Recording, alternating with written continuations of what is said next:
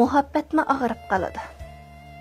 Burun nihoyatda bir boy bo'lib, tuyuqsiz bir hodisada yerim badani biraqla palash bo'lib qopti. Aradan uzun o'tmay, ayolimi uni tashlab ketibdi. Buni ko'rgan erning do'st-yoralari u ayolning orqasidan g'arg'uch tillabdi. Buni anglagan er u ayolni tillamaslikni aytibdi. Buni anglagan do'stlari sababini so'raganida er mundaq javob beribdi. Uni tillamanglar. Uning qilg'ini to'g'ri. Chunki bizning muhabbatimiz allaburun mening jismimga o'xshash og'rib qilib bo'lgan.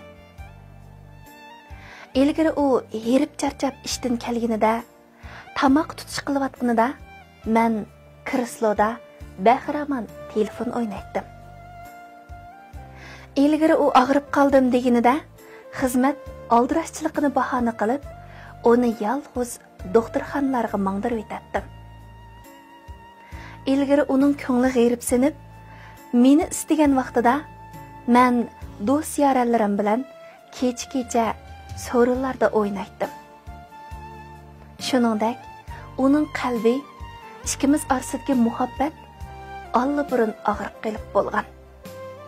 Endilikda uning meni tashlab ketishi haq ish debdi. Buni anglagan do'stlari u kishining gaplarini ayoliga yetkazibdi. Buni anglagan ayol, "Bo'ptilar, u xatoligini tunibdi. Undaq bo'lsa, men uni kechirib etay," debdi-da oilaga qaytib ketdi.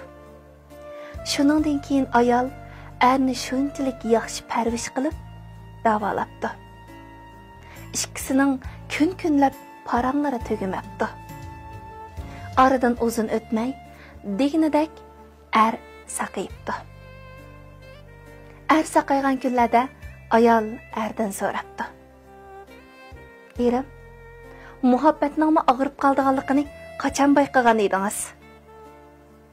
Er shunday javob beribdi.